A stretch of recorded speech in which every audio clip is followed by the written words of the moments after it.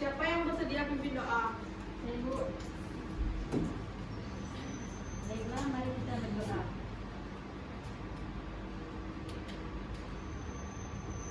Doa selesai. Apakah sudah siap belajar? Ya. Baik, sebelum mulai pelajaran, hari ini siapa yang tidak masuk? Marta, Bu. Mata mana sakit, Kak? Mulut, Bu. Gawai. Ica. Ada yang masih ingat minggu lalu kita membahas materi tentang apa? Tidak.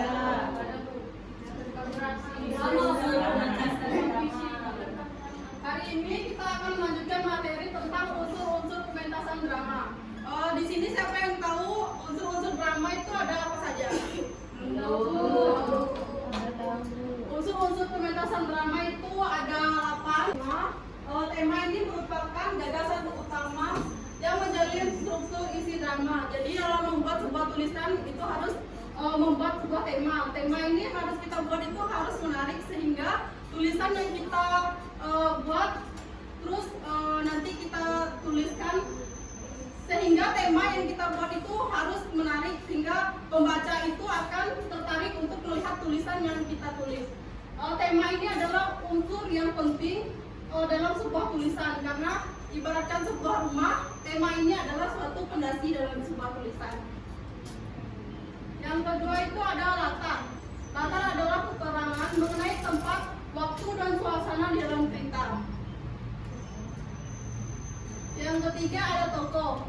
Adalah pelaku yang ada dalam cerita. Tokoh jadi pemegang peran yang bertindak untuk menjalankan cerita.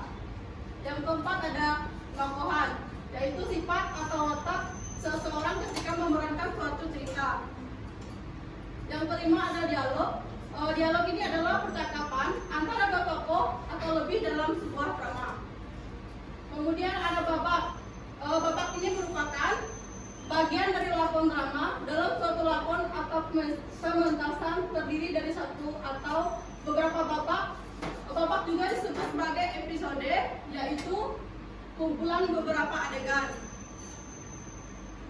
Kemudian ada konflik, adalah ketegangan atau pertentangan dalam drama yang ditandai dengan adanya suatu masalah. Kemudian ada 8, ada amanah, adalah simpulan tentang ajaran atau pesan moral yang terdapat dalam drama. Di dalam kehidupan sehari-hari biasanya kita melihat sebuah drama. Nah, dalam drama yang sering kalian lihat dalam sehari-hari itu seperti apa saja? Ada yang tahu? Kalau lari itu drama bukan? Itu bukan drama. Drama itu misalkan kalian nonton sebuah film itu yang ditampilkan di televisi, misalnya kan sinetron. Itu adalah sebuah drama yang diperankan langsung oleh beberapa tokoh.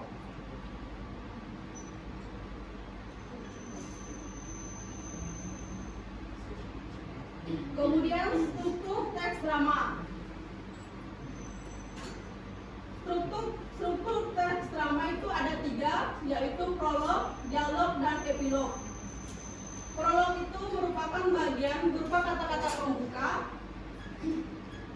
pengantar ataupun latar belakang yang biasanya disampaikan oleh dalang atau narator, bahkan bisa juga oleh tokoh tertentu. Contohnya prolog tentang drama kisah kehidupan adalah sebagai berikut. Dikisahkan dalam sebuah rumah sederhana, terdapat keluarga yang sangat berbahagia. Rumah tersebut dihuni oleh ayah, ibu, dan 2 orang anaknya. Nah, teks drama ini dalam sebuah drama itu ini sebagai awal atau kata pembuka dalam sebuah teks drama. Kemudian dialog. Dialog ini merupakan percakapan yang melibatkan antar tokoh yang dapat menggambarkan kehidupan wakaf dan konflik yang dialami manusia beserta cara menyelesaikannya. Kemudian ada epilog. Epilog ini merupakan kata-kata penutup yang berupa simpulan maupun amanat tentang keseluruhan isi dialog yang biasanya disampaikan oleh dalang atau narator. Nah, epilog ini adalah kebalikan dari prolog. Prolog tadi kan itu adalah sebagai pembuka atau pengantar atau latar belakang yang biasanya disampaikan oleh dalang atau narator. Nah, epilog ini adalah bagian penutup yang disampaikan oleh seorang narator. Nah, kemudian ini ada contoh sebuah naskah drama. Nah, tadi kan kita telah membahas tentang epilog, dialog, dan prolog. Nah, sekarang Ibu minta siapa yang tadi kan kita telah bahas itu, jadi Ibu minta kalian menjelaskan yang mana epilog, mana dialog, dan prolog dari sebuah naskah yang tentang belajar online dari rumah.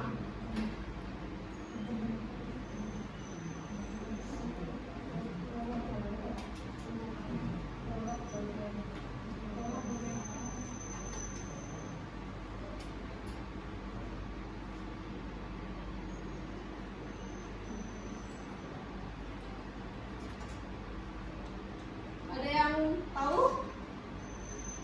Ibu, Ya, silakan Kak. bagian epilognya ada di bagian awal, Bu, yang di wabah COVID-19. Ya. Kemudian epilog dan dialognya bagian yang mana Kak? Epilognya ada di bagian akhir, Bu, setelah perbincangan tadi. Kalau untuk dialognya ada di tengah-tengahnya, Bu. Iya. Epilog itu adalah di mana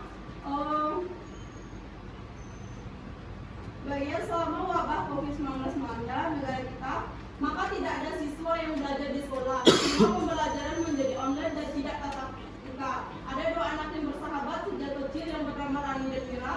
Sebelum COVID, mereka selalu bersama, namun sekarang terpisah dan akan bertemu tatap muka karena mereka berdua telah kelas 12. Mereka pun membicarakan kemana mereka setelah lulus SMA nanti. Nah, itu adalah bagian dari prolog karena itu adalah kata pembuka. Kemudian yang epilognya itu adalah di bagian terakhirnya, yaitu dan setelah perbincangan tadi mereka berdua menjadi lebih giat belajar lagi.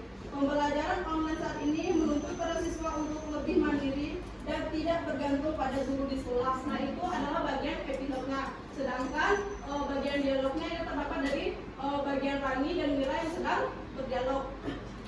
Apakah ada yang ingin bertanya atau sudah paham?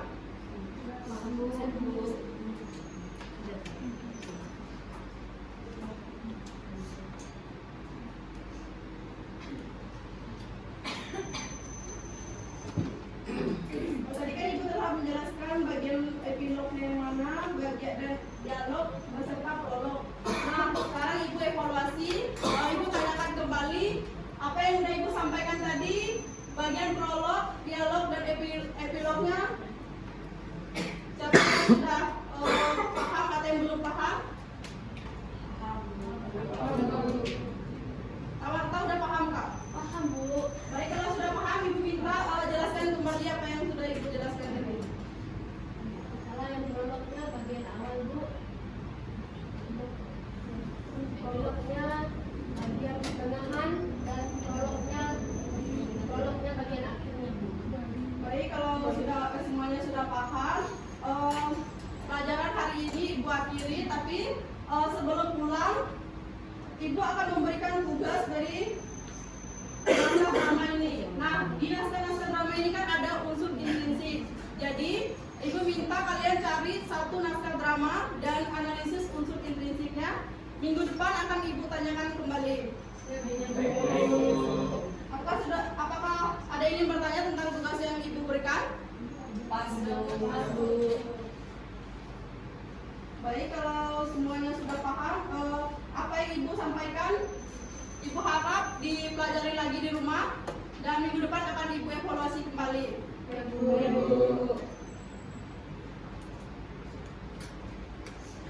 Baik.